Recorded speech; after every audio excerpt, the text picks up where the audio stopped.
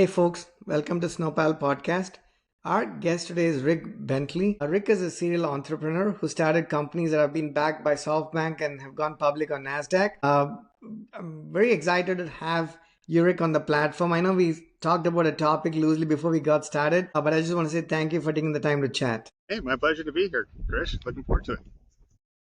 And before we get into the topic that you had recommended, which was as good as any that I could have come up with, if you could just give a brief introduction about you, Rick, and your business, so our audience is sort of familiar with you and your business, and then we can roll into the top. Yeah, sounds great. So I was physics and engineering at Berkeley, and then went to work in Silicon Valley at a variety of different startups.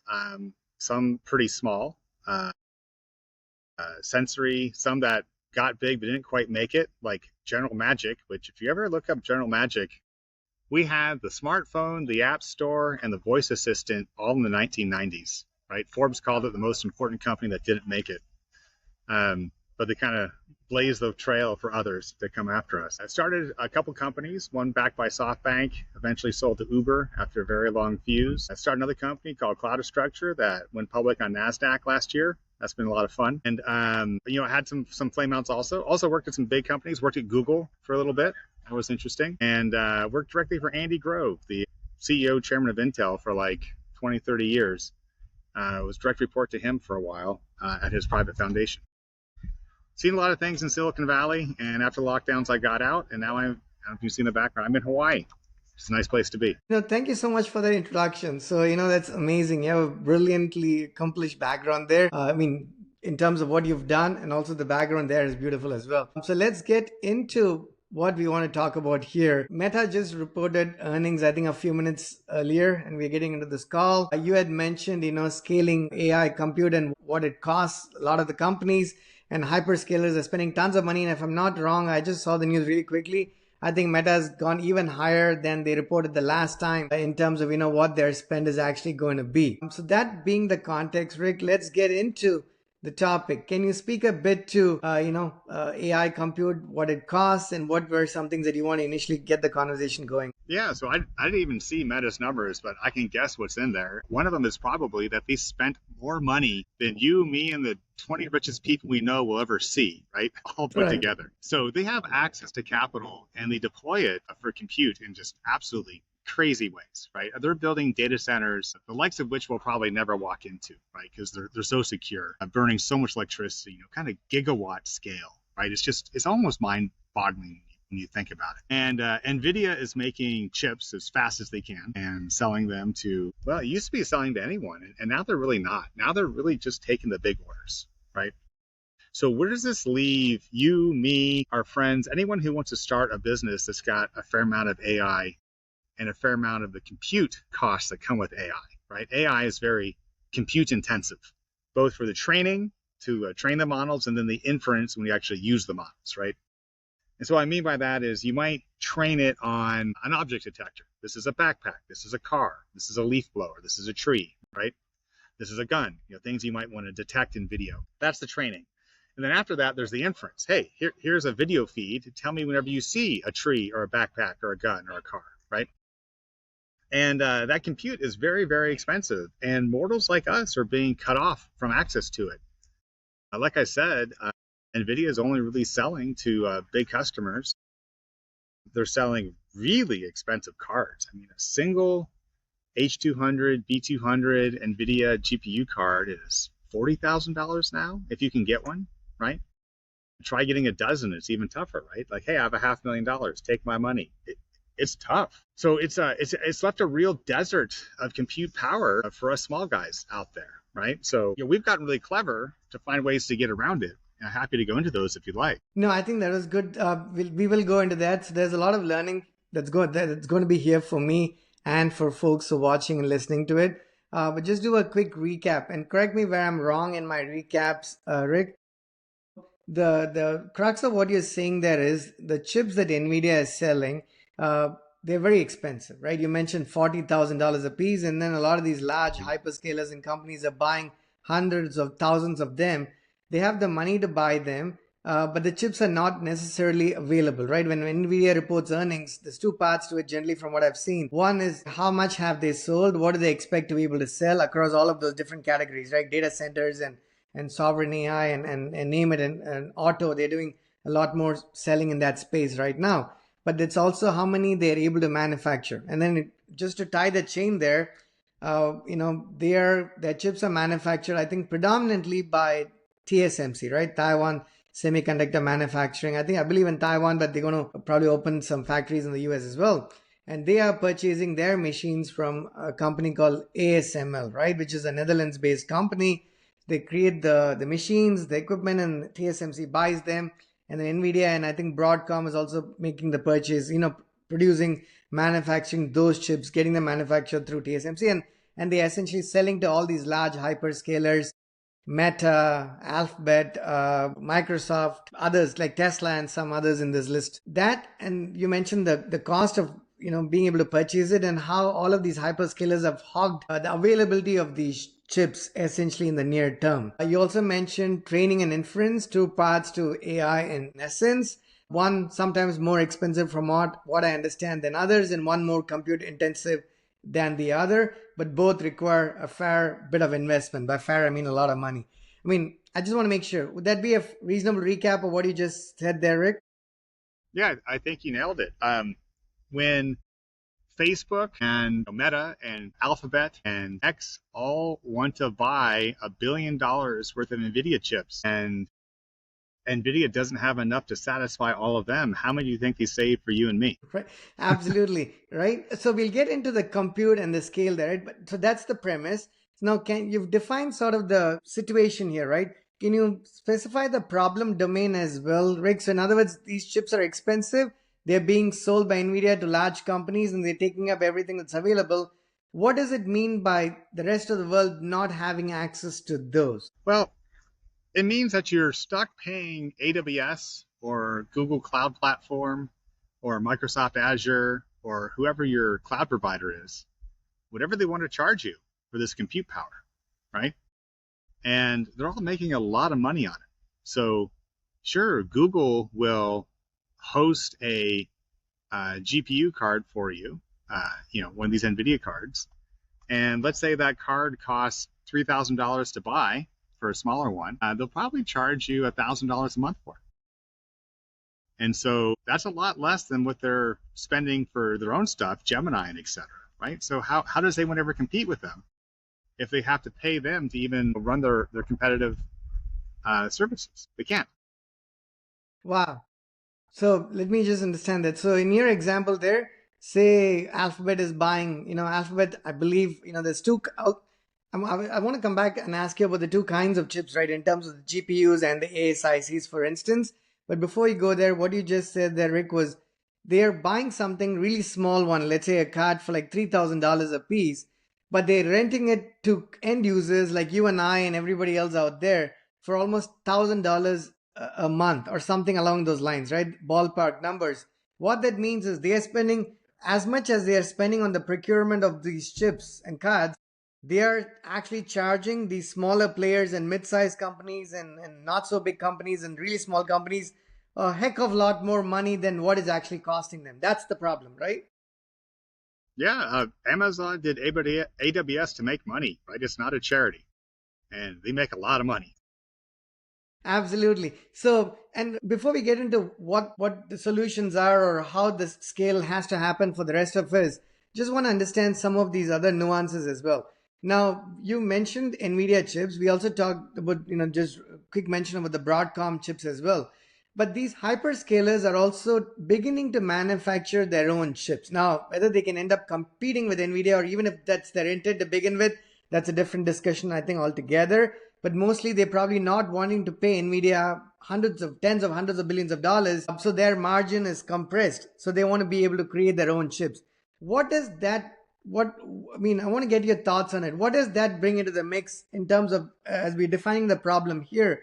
Do you think that has an impact? If so, what kind of impact does their own chip production have on this overall conversation that we're having? Yeah, that's actually really interesting. We've seen this in some industries before. Crypto mining, for example. Bitcoin was originally mined on CPU. CPUs back when Bitcoin came out had maybe one, two, or four cores available, and pretty quickly it moved to GPU. Now, graphics processing unit versus a central processing unit is different in that there's a very large number of smaller cores compared to the CPU. So a GPU may have thousands of cores. A modern one may have tens of thousands of cores or more, right? And depending on the task, that can be very good. It's not good for single-threaded things, but for things that work multi-threaded, like crypto mining, like most of AI training and inference, a larger number of cores is really beneficial. And then you get to ASICs, the application-specific integrated circuit. This is what's now everything has moved to in crypto mining, for example, because they're running the SHA algorithm to mine Bitcoin. And Bitmain went out and made very specific chips just for that algorithm. The chips don't do anything else. You can't run a GUI on them. You can't run an operating system that you normally expect, anything. All they know how to do is the math for Bitcoin, right? So it's a very application-specific integrated circuit, or an ASIC, right? For most of AI, I haven't seen a good argument for a really application-specific IC yet versus the kind of general purpose stuff that NVIDIA has been shipping for a while now. That really kind of, Jensen Huang's been on a bunch of talks where he's gone over kind of the big turning point for NVIDIA really was when they took their GPUs and made them application unspecific so that anyone could do anything they wanted with them besides just play video games, right? That was a real turning point for NVIDIA. So I think on the AI side of things, NVIDIA still is the king, right? They will ship the biggest, most powerful chips packed into the biggest, most powerful cars, or even in the whole, megawatt container-sized data center that you can drop in someplace. And I think they're doing really great business with that. And I'm very jealous. I wish I had such a successful business, right? And congratulations to them. But they can't meet current demand. And so, like I was saying earlier, that leaves the rest of us kind of in a lurch. We're trying to figure out how we can build our own AI apps and compete with some of these hyperscalers, the Metas and the Googles. Okay, I'm going to do I'm trying to make notes here as I go. I'm not good at doing that and listening, but I'm going to do it to the extent I can because you've said some really important things very naturally and quickly, and I'm trying to make sure I don't miss it, right? Because you obviously clearly have a great understanding of this subject. So I'm going to do a recap as we go. Rick, please correct me.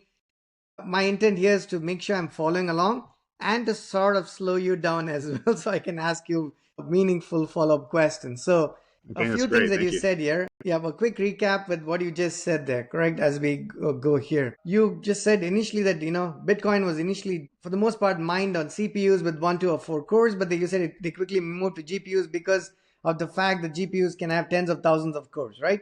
But you also mentioned that GPUs are primarily meant or great for like multi-threaded work, not so much single-threaded work, right? So Bitcoin and AI were some great examples of it. You mentioned what was the turning point, right? NVIDIA has been around a long time, and if you look at the last 20 years of NVIDIA going up and down, it's an interesting chart, right? Where they went up like 10, 12 years ago. They went down quite a bit as a company in terms of the stock prices, but they were primarily catering to the gaming market, right? That was their business. But you said that the turning point that they had was to be able to, have these chips built or designed so they could cater to uh, so that they are not application specific, right? Very app unspecific, essentially. And that was a turning point, which brings us to the other type of chip which Broadcom makes, which are the application specific integrated circuits, right? They are built specifically for application. They're app specific and app centric, if you will, and they're not generic chips. I have a question for you there, but is that a reasonable recap of what you just said there earlier, Rick? Yeah, again, I think you nailed it. We've seen it happen in the past in other spaces like crypto, going from CPU to GPU to ASIC. It's not clear that AI will make that ASIC step or not. Certainly right now, NVIDIA is still killing it at the GPU level, but the future's Okay. not determined yet. So I have a question for you there specifically. I was under the impression, while these are very different, one is very generic and one is very specific, right? And they are two pretty big companies, right? Nvidia being, I guess, the largest one now, right? Close to $5 trillion. Broadcom is not there yet, but it's no small, right? It's almost $2 trillion company, and they've done very well in the last 6 months to a year because of AI demand. Now, if GPUs are the types of chips that are sought after for AI, how can we explain the phenomenal growth that Broadcom has also had in the last year or so, and also more specifically their partnership with Alphabet, from what I understand, right? But they are working closely with Alphabet in the space of these tensors and ASIC chips and whatnot. If it's not great for AI, what explains their growth in the last so many months? Yeah, well, Google, as you said, has TPUs now, right? TensorFlow processing units. TensorFlow was the first machine learning platform that was available to the unwashed masses, right? Google just decided to give it away for free around 2015, which by no coincidence was when I quit Google to go focus on cloud structure and our AI, right? Because suddenly you could do it as a mortal, right? You could get this free software and start to do it as long as you could get the compute, right? And yeah, the TPUs with the ASICs, I think they're great, but the requirements really, I think, with the limiting factors, especially for these large language models, which are soaking up all the compute right now, the chat GPTs and the Claudes and all that sort of stuff, these really, really smart chatbots that are starting to look, if they're not AGI, they're starting to look like AGI, right? Kind of the artificial general intelligence that everyone keeps talking about, the Skynet of the future. Those limitations are mostly around the amount of memory space. It's an LLM, it's a large language model, right? The first L is large. So you need a very large memory space. So the limiting factor really seems to be the video RAM that's available, the VRAM. It's just very fast memory, right, on chip. And I think the VRAM limitations are such that a lot of AI stuff is what's called ASIC resistant. So for example, Ethereum was made to compete with Bitcoin, and Ethereum was made to be ASIC resistant. And the reason was they wanted to have it very, very distributed. They wanted it to run off of everyone's home computer or laptop or phone or whatever, and not let China or some hyperscaler take over Ethereum, right? So Ethereum was made to be ASIC resistant, and they did it by having a very large memory demand in their algorithms. I think AI just inherently, especially for these large language models that are all the rage right now, are very memory intensive. And so there's not a great opportunity for the ASIC to compete as soundly against the GPU as it has in other spaces, like it did with Bitcoin money. So, Rick, just to follow along there, what does that mean? If you could give us an example of who is, as any example, a real one, a manufacturer one, doesn't matter. Who should be looking to be building software on these application-specific integrated circuits, the ASIC chips versus the NVIDIA chips? What would be an example for each of those, so folks are clear as to, hey, if I'm doing something like this, I would rather be on, say, the Google Cloud platform looking for ASIC-backed chips versus I'm doing something else where I might be better off using NVIDIA chips, assuming I have the affordability to even be there. Yeah, well, the ASIC chips, the application-specific chips, have to be built for your application, right? So if it's good for your application, you'll know. Now, running TensorFlow generically is a good use for a TPU, a TensorFlow processing unit, which is an ASIC made for TensorFlow. TensorFlow is a great machine learning training platform.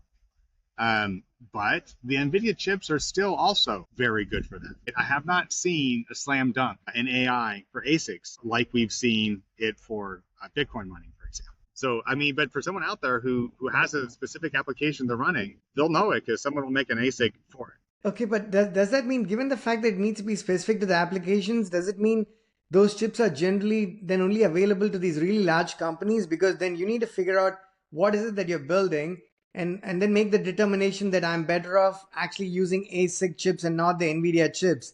And then go design those chips specifically for those applications and then have them manufactured. This whole thing smells and sounds like can only be done by really, really big companies like these hyperscalers, right? 100%. It is gobsmackingly expensive to make a custom chip. I worked at the first company I started working at after graduate school was called Sensory. They're still around. I think Sensory Inc. is their website still. They do embedded speech recognition, and they start out as a fabless semiconductor company. So we would ship our tape out of our chip design to TSMC or other fabs that were available at the time, and to try and get. Sorry, I just got a little windy here. No worries. To try and get the chips made, and then we would sell them. Right? You have to raise VC money to do that. Right? It takes at least $1 million to try and get someone to make you a minimum quantity of chips. Right? You probably don't get it right the first time. You need several iterations. And that was in the 90s, right? And now when you're trying to compete for space on the line with TSMC, they're not going to take $1 million order, especially from a new company, right? They're already full, right? I mean, X and Oracle and Meta are all there, lining up Right. to give them billions of dollars, right? They don't have time to take the other order. It's getting tough for the little, not just the little guy, but for the middle-sized guys. It's getting pretty rough out there. Wow. So, Rick, what does that mean? I think that's very interesting the way you've defined the problem domain there, which is these chips are expensive and nobody is able to even argue the need for these, because if these large companies are spending tens of billions of dollars, it means hopefully they've figured some things out, right? The capex spend is through the roof. Now, the Wall Street reacts to this differently depending on who's reporting earnings and when they have done it. But regardless, right, this is very expensive. So now let's get to what what you said at the top of our conversation here. What should the rest of the world then do? We're not just talking small companies, we're also talking big companies, but just not as big, right? Even companies that are like, I don't know, $20 billion, $50 billion, or $80 billion, or maybe many $1 million companies. What are those kinds of companies going to have to do to stay relevant in the coming months? That's a good question. They're going to have to get compute without paying Amazon or Google or someone else, right? They're going to have to bite the bullet at some point and start building their own data centers, their own compute, their own power, or they're only just going to be making the Googles and the Amazons rich and not themselves and their shareholders rich. But how would that happen? Like, how is that even a possibility? Like, there are these companies, going after these really powerful chips, whether for training or for inference. What is another software company? I don't know. I'm taking companies like ServiceNow or Adobe or Salesforce. The application companies. What should they be doing, or what do you expect for them to be doing? Yeah, I think they're largely already doing it. I think at that size of scale, they're building their own data centers, and they have to, right? They have to buy the land. They have to build a building. They have to get a power contract from a local utility or do on-site generation, which is a whole nother challenge. And this all takes, the time scale of years to accomplish, right? And I think they've all started a while ago. And it's not because they want to, right? That's not their business. Their business is not building buildings to house computers.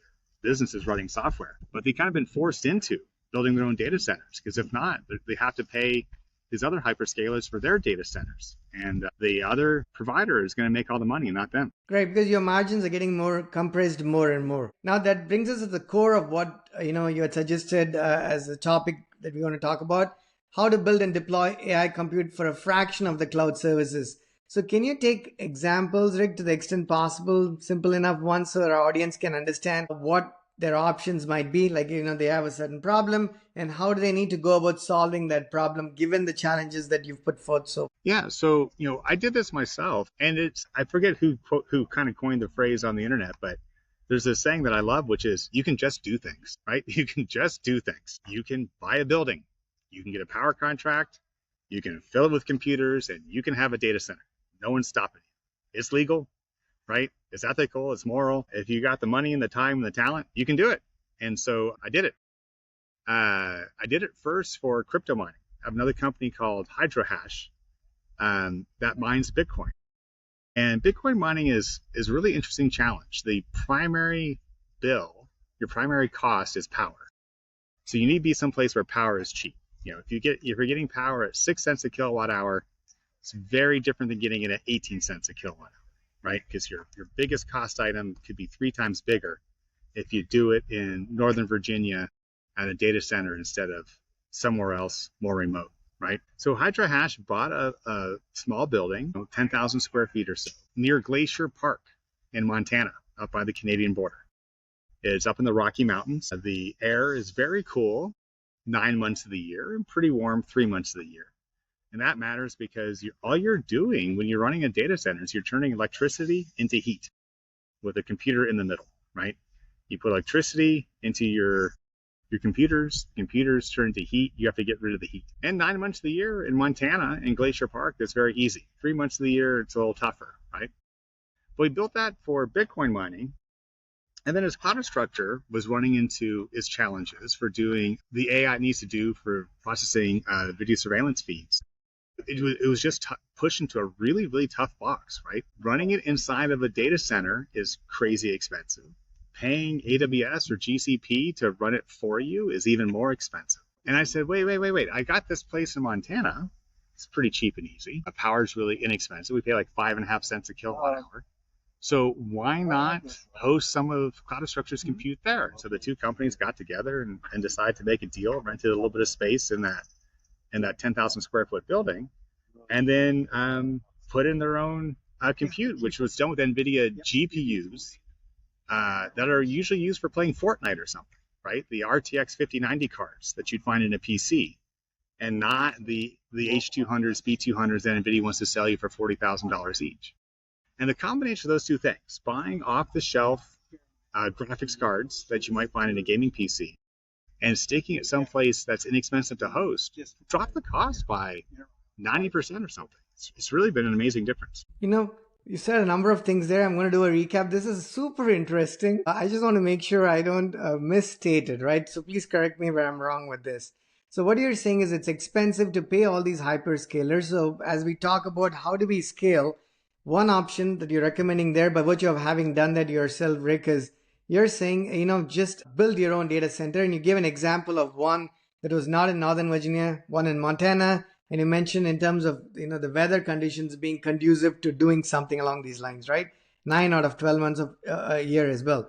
There's a few other things you mentioned there. Before I go there, I want to make sure I understood this correctly. You're saying, hey, rather than go look for these expensive NVIDIA chips, which one, for starters, they're super expensive, and two, they're not necessarily available, right? I've read these videos, seen videos and read articles of Elon Musk and really rich, wealthy, powerful people going to Jensen Huang and actually begging him for chips, like Larry Ellison and Musk, for instance. So that speaks to the kind of reach you need to have to be able to even get those chips. Even if you did have the money, the availability was simply not there. So you said there are alternative chips or cards that are generally found in PCs that you could potentially use, when you're standing up these data centers. One is location, the cost of energy that you mentioned as well. It's relatively inexpensive compared to other places. But thirdly, but perhaps even most importantly, the types of chips or cards that you're using. But this is a question mostly out of ignorance, Rick. So if you could humor me for a second here. You mentioned these H200s versus something else, for instance, right? But for somebody who's not particularly familiar with the differences or the nuances between these, it tells you that one is really quick and powerful for training and inference and whatnot. And the other one is cheaper because it's in a PC and it's not comparable. Maybe you have more of those, but can you spell that out for us if you could? How is using a cheaper alternative, which is not even meant for, perhaps seemingly not meant for something like this, even a viable option, even if it's an affordable option? Yeah, for sure. So, NVIDIA started out making graphics cards for PCs, right? So you could play Doom or Unreal or Quake on them, right? That's kind of where they got their foothold into the tech space.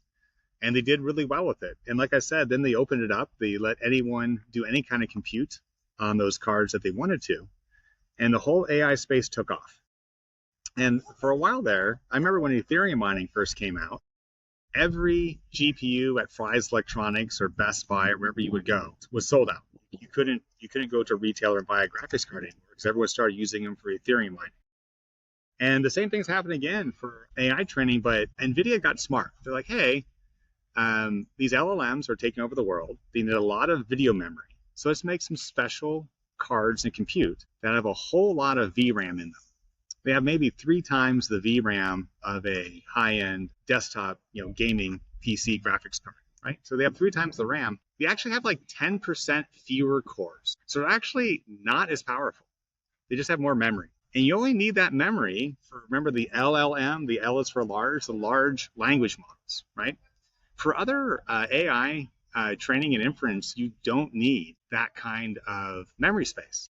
So for the things like what Cloud Structure is doing for processing video feeds, we don't need that much video memory. We need the cores. To use specific model numbers, you can look these up. The RTX 5090 is MSRPs for like $2,000.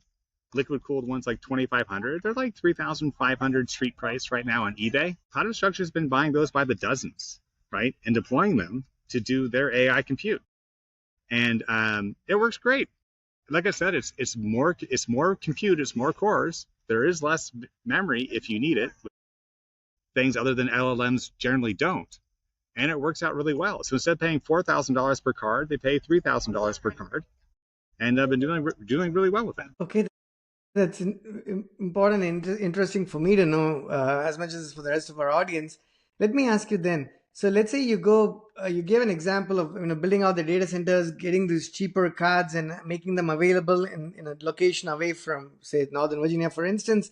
So things are a little bit cheaper from an energy standpoint, from a card standpoint, because you didn't buy the H200s, but you got something cheaper. Now, is the idea then that do you expect more of those data centers? Two-part question. Hopefully that they make sense. Do you expect more of these or such data centers to come into play in the near future? And two, do you then expect users, right? Like, let's say I run a small startup in the DC Metro. Do you see small companies or mid-sized companies then not pay these hyperscalers, but go actually to these data centers sort of as providers of this compute? So there is a new monetization model that comes into play where people are actually building out data centers that are not competing with the hyperscalers, but are actually meant for smaller and mid-sized companies to be able to run their businesses. Yeah, the mid-sized players have to build their own. Otherwise, they just get squeezed by their larger competitors they're trying to catch up to, right? If you're if you're trying to compete with Uber, but you had to run on the Uber platform, right? Uber's never going to let you make enough money to do that, right? You have to have your own platform. In the same way, if you're trying to compete with Google or Meta or whatever, and you're running on their computers, they're never going to charge you a small enough amount of money that you ever compete with them effectively. So the medium-sized companies have to build their own. I think by and large they are. I think they do tend to outsource that to these kind of players in the middle. I would discourage them from doing that. There's a lot of margin that's lost in that and a lot of competitive knowledge that's missed. You can build up a core competency of building and running data centers, or you can outsource it. And I know people don't want to make that their core competency. They want to write code. But I think they're being forced into it. I think if they don't move that way, they're going to be left out. I think the winners are going to be the ones who can really take on that vertical integration of building their own compute and deploying it effectively. Okay, well, makes a lot of sense. But for companies that are not able to do it, one, because like you said, they need to have some core competence there. It's probably not a trivial thing to do for sure. Do you then expect those smaller or mid-sized companies to now actually consume the services provided by these new data centers? In other words, is this a new business that's coming into play? Like, you're not competing with the hyperscalers like Google Cloud and Azure and AWS, but you have a new type of data center that's coming into existence in the coming years that run these cheaper chips in different locations where energy is more affordable, so they can actually become providers. Oracle, I believe, is becoming like maybe a fourth hyperscaler, but outside of those large companies, do you expect these data center providers to become, provide these services for other companies to actually consume, so they don't have to go to the hyperscalers and pay lots of money and not have margins? Yeah, well, I think anyone providing a data center as a service to you is looking for margin. You avoided, by working with them, you avoided the capex of buying the land and building the building and all that, right? But you're going to pay for it as an OPEX every year, every quarter, every month going forward. Right. So I think the ones who are really going to be able to offer the most value to their end users for the least amount of money are the ones who have their arms around getting their own bare metal compute. I just don't see a way around it. I think if you're paying for someone else's compute, they're going to take all the money out of the room. Makes sense. We have we are a little bit more than halfway through. I want to shift gears a little bit because this is brilliant information, first of all. So thank you so much for sharing everything you've just shared so far. I want to go into a slightly different topic, but related, of course. But let me say one last thing before I switch gears there. I read something the other day, Rick, where it said, let's take Apple as a company, maybe a slightly, the topic is related, but not exactly what we were talking about. You did make references to memory, right? The need for memory, and some of the companies that I can think of that have done really well in the last few months. We get that reported earnings, I think this morning, if I'm not wrong, and they went up like 20% on top of having a phenomenal like 2 months where they've doubled in value. Micron Technology, for instance, another one that comes to mind. And disk, maybe not exactly the same, but clearly in that space as well. So a lot of these memory companies are doing very well because the price has gone up quite a bit, to the extent that Apple actually, I think, either made a statement or somebody interpreted that them as having said so, which is they're going to lose some of the margins on their iPhones because they're going to have to pay more for memory, and they don't want to increase the prices in the interest of not losing customers. Now this is having an impact, not just, we talked about mid-sized companies or small companies, but here we are talking the second largest company out there also being subject to some kind of pressure, right? You know what? Things are changing, things are moving fast. So I just want to get your thoughts on that before we switch gears to a slightly different topic. Yeah, there definitely is a memory shortage right now. It's largely driven by the needs of this AI training for these large language models, right? And it's a specific type of memory, the fastest of the memories, the video RAMs. I think they're in the shortest supply. I'm not an expert on that topic, but that's what I've seen. And I think anyone like Apple who, wants to meet a consumer price point is going to have to take a cut in margin or reduce price as the costs go up. I don't see any way around it. It's an interesting challenge. You couple inflation with it, right? I think we've printed 8% of all the dollars in circulation in the last 5 years or something. Dollars down like 10% in the last year by itself. Right? So that kind of implies that if you're paying in dollars, prices have to go up by that much also, which is a tough pill for a lot of people to swallow because their income's not. So I think there's a multi-headed problem between an unstable, central bank fiat currency, along with a run on some of these key components like the fastest of all the RAM, the fastest memory. That is putting Apple and others into a tough spot, and a multi-trillion-dollar company having purchasing problems. I would love to have their problems at that scale. I don't. But yeah, it's affecting everybody everywhere at every level. Yeah, so thanks for that. Now let's, the remaining 20 minutes, I want to completely shift gears and get your thoughts on other things outside of everything we've talked here. In the last half hour or so, we've talked, these really big companies, lots of money, purchase power, and all of these really nice/scary things. But now if we shifted gears to the average consumer, right? By average consumer, I mean the normal regular people out there in the world, right? The majority of the people, be it developers, be it companies, startups, and founders. Things have changed dramatically and very quickly, in my opinion, Rick. In other words, I've been in the business of building software for years, and things are always in a state of flux, right? They change ever so quickly in our business. But with AI, they just started to become even faster, right? The pace of change has been like dramatically, dramatically fast. So there's a lot of anxiety, concern. For a lot of people, it's overwhelming as well, right? Keeping up with what's happening. What should I be doing? Am I in the right business? Whether it's building software, even companies like Adobe and Salesforce have had a lot of, they've not had a great last 2 years. They've, everything they've tried to do or sell or make money, AI is able to do it faster and cheaper, for instance, right? So there seems to be sort of an existential crisis even for these large enough companies, right? They're not trillion-dollar companies, but they're still 100, $200 billion companies. Before, I want to get your thoughts on what does it mean for application software companies that are building applications, essentially, right? What do you see the impact being, and how do you think they should make adjustments and accommodations?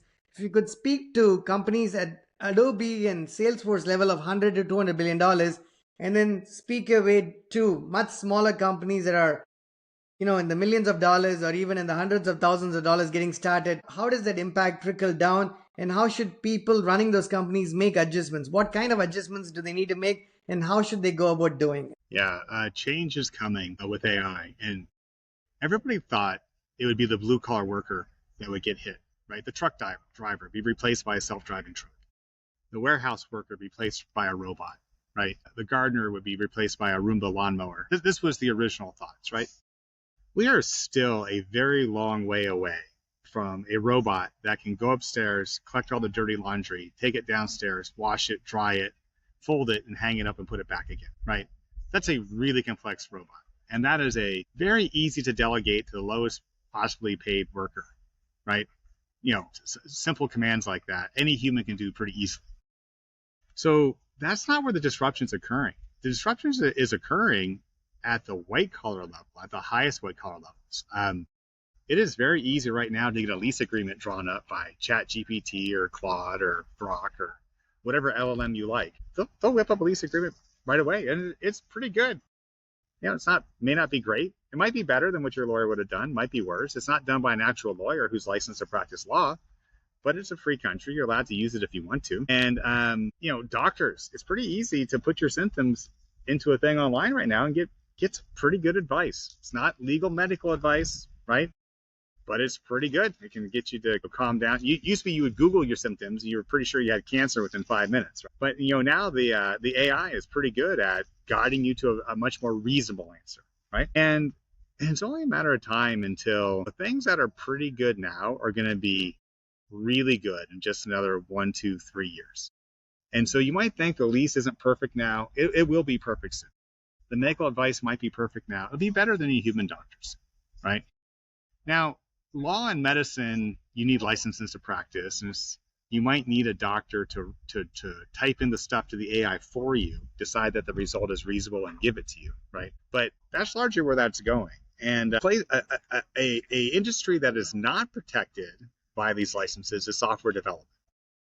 And software developers are kind of looking to the abyss right now. AI is a great force multiplier right now, and it makes some serious gaps right now. It can deploy something that is comically insecure and can get hacked or does dumb things. Google had machine learning AI, a decade ago when I was working there. And the story I was told was at one point they told the YouTube algorithm to optimize for the largest number of videos played in a day, right? And so all it did was start recommending shorter and shorter videos, right? Because if you're going to be online for a minute and you watch 60 1-second clips, you've watched 60 videos. And so that's the result it came back with, right? And that's not what anybody wanted, right? But that's the question they asked, and that's the answer they got. So, AI has been making gaps for a while now, but those gaps are becoming less and less. And for the people like the software developer, it's going to be not just tough out there. That might be one of the first industries to largely disappear in a few years, because at some point, the AI will be better than the humans at making it, catching all the gaps, catching all the security leaks, things like that. And I think a lot of industries are going to be shooken up in a big way. So you don't need as many lawyers if all they're doing is turning to ChatGPT to create legal documents, right? There won't be as many lawyer jobs in the future. There may not be as many doctor jobs in the future. There may be surgeons for a long time, but GPs are going to get hit pretty hard. And eventually, when they have that robot that can go upstairs and collect the laundry and take it downstairs, wash it and fold it and put it away, around that time, there's going to be surgeon robots also, right? And there's just going to be not much need for as many surgeons, because one surgeon can probably watch over 12 operating rooms running robots, right? All of whom, just like full self-driving cars, make fewer mistakes per mile than humans do. So there's going to be a lot of changes down at the individual level, right? And that's going to impact companies all the way up the chain. You asked about the small, medium, big companies. The people they have to hire, the way they deploy the resources, if they're not using AI to develop code right now, I don't think they're relevant still. I think they'll just get circles run around them by competitors who do. Okay, so Rick, you mentioned a number of things that are on the money there, but just to do a real quick recap, right? You mentioned that these robots, again, funny that Tesla also reported earnings. I don't know what they said. For the longest of times, people are like, they're not a car company. They are overpriced or overvalued or whatever, because they are, in the business of building robots and Optimus and whatnot. But you mentioned that maybe they're not there yet to going upstairs and getting laundry. Maybe they're doing it very slow now, but it's only a matter of time before it happens. And I think if you asked Musk, I think he said there's going to be like 1 billion Optimuses or something along those lines, right? But I agree. It's maybe not there yet, definitely, but it's only a matter of time, and whatever the time is, and it's shrinking faster and faster. You took examples of lawyers, you took examples of software developers and doctors, medical practitioners. There's not, all of these white collared workers who maybe 2-3 years ago had thought that AI was coming after blue collar jobs, right? Not white collar jobs, certainly. not at that level. Now, given all of that, and I think I cannot see very many people, at least who are rational, disagree with anything that you've said there. So what does that mean, Rick? Let's get to the repercussions of that. We have a world that's got 8 billion people in population. Some parts of the world, the population continues to increase, like, some countries, but other parts of the world, no, the birth rate's declining.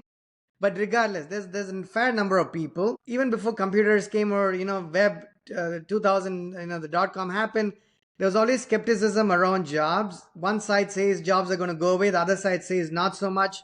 The kinds of jobs will change, but jobs are not necessarily disappearing.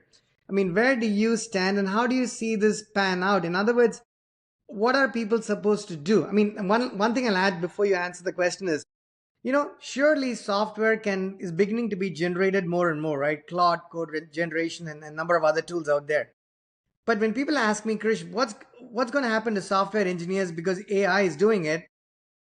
Isn't the other side of the question also, Rick, if you can replace a software engineer reasonably easily, you can replace a lot of other roles in a software engineering team just as easily, if not sooner, right? A product manager, a tester, UI designer, UX designer, every other role can be replaced. So if you're a software developer, sure, you have to be worried.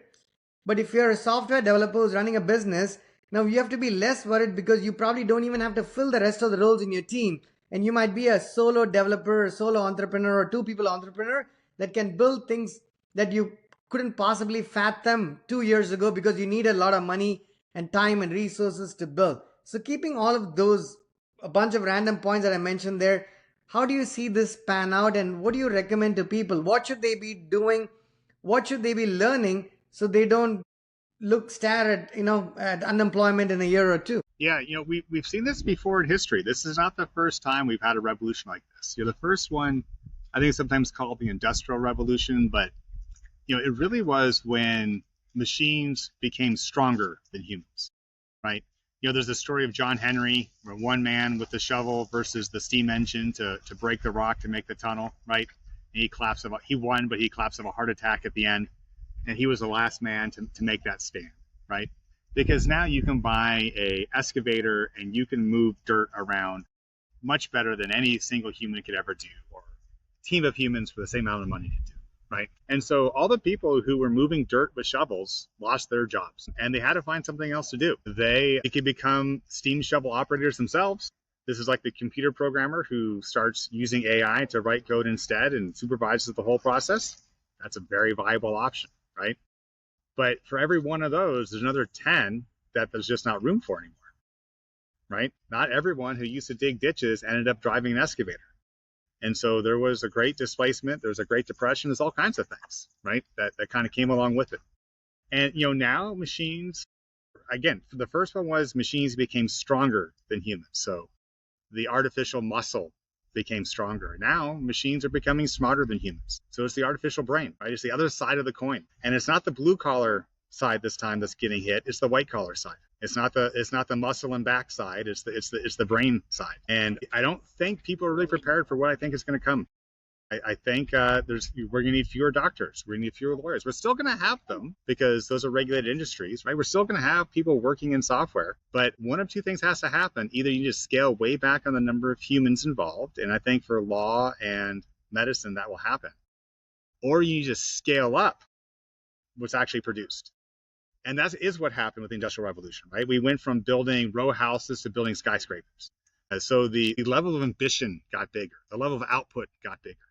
I think just like you said, you could be a solopreneur, or, you and a co-founder, and you could, in just a matter of even really starting now with, vibe coding, when it works, and it doesn't always work, but with carefully supervised vibe coding, you can build something in 3 months that would have taken a team of dozens a year just a few years ago, right? And so more people can build apps, more people can scale apps, and more people can do more interesting things, right?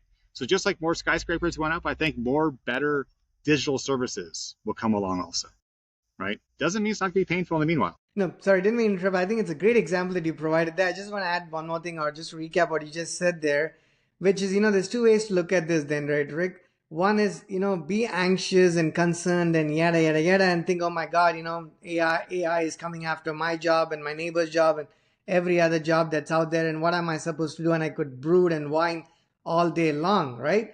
Or you can look at the positive side, the other side, which is, hey, you know what? If not for some of these advancements, we probably could never go to Mars, at least in a lot of our lifetimes. Now, the fact that these are happening, now suddenly be having, maybe life in Mars is not fictional anymore. Maybe it can happen, and now you end up working, if you like something like that, you work towards contributing to things of that nature. So the nature of jobs, the complexity of these jobs, and what you do is going to change dramatically. But there are those kinds of jobs, right? But here's my question to wrap that around, which is, I mean, in a broader sense, in my life at least, I've seen that there's always two kinds of jobs.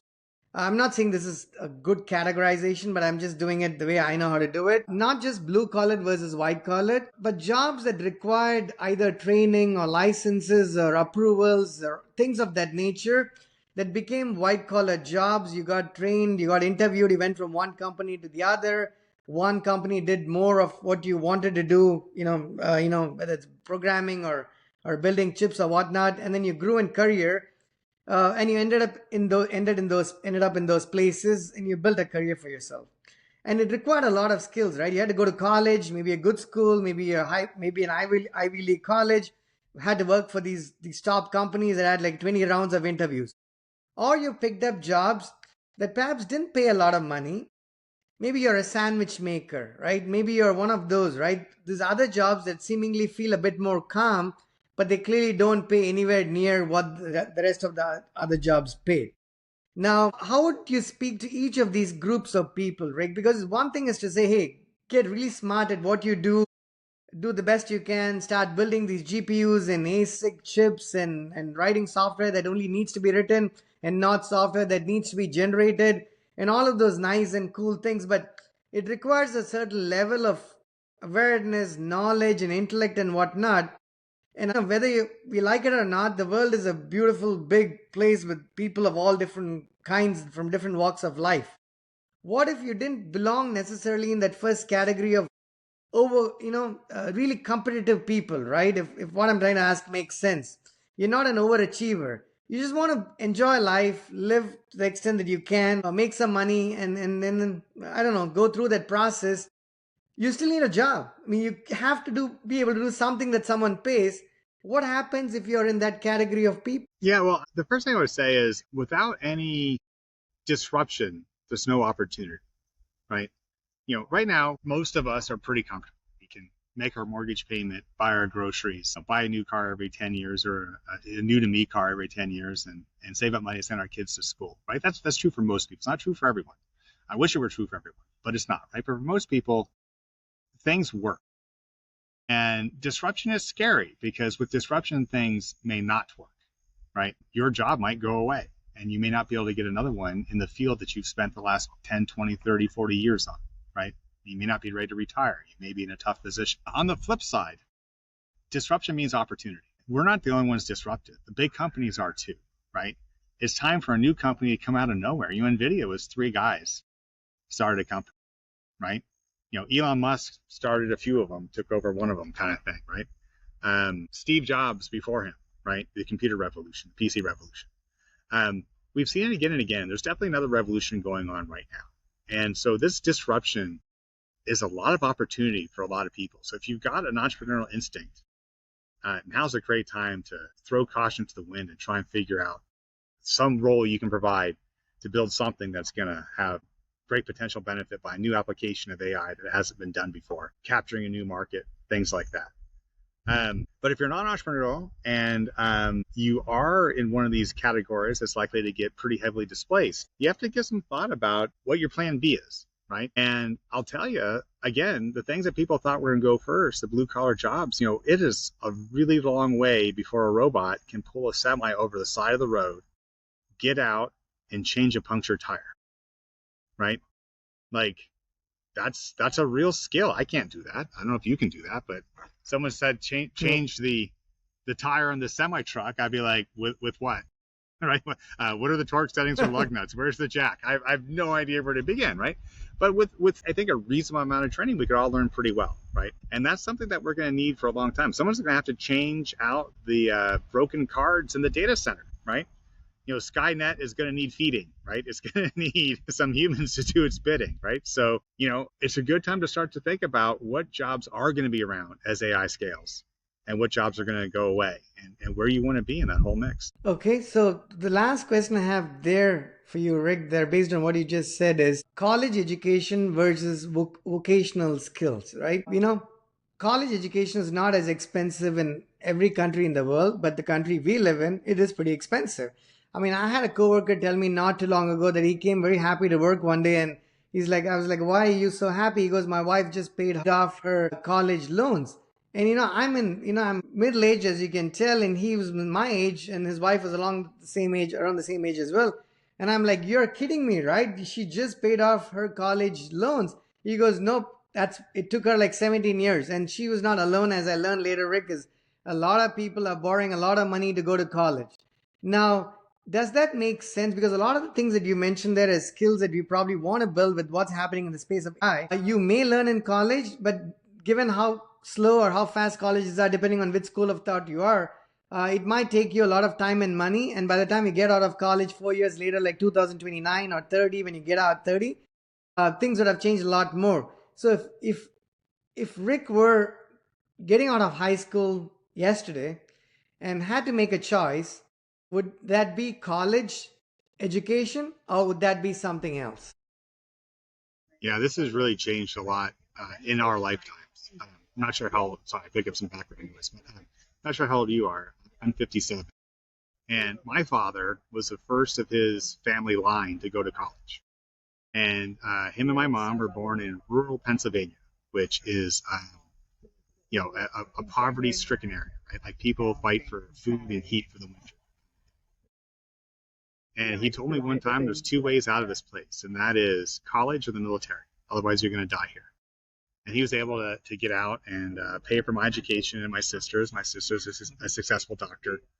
And things worked out very well for him, and college was really to credit for it. And that was, half a century ago, right? Things are very different now. So, is college as relevant as it used to be? I think no, and for several reasons. One of which was, cheap college money came about, right? You could very easily get a student loan to pick up any major you wanted, and they were guaranteed by the government, and didn't matter if that was a good low risk loan to make or not, right? If you were going to be an engineer or get an MBA or something, right? You might get a lender who would be willing to take the risk and be able to pay them back, but all of a sudden you could get a loan for underwater basket weaving or whatever studies you wanted, right? And a lot of people graduated with a lot of degrees that were just completely useless in the workspace, right? And so they end up working at Starbucks with a lot of letters after their name, right? And we've seen that for decades now, right? That's not a new phenomenon. And I think that sort of trend is only accelerating. Yes, it's very beneficial to have a college degree, especially from a prestigious university. You say, I got a degree from Harvard. People kind of don't care what it was in, just that, hey, this guy went to Harvard. He's smart. It's kind of like a pre-filtering mechanism, right?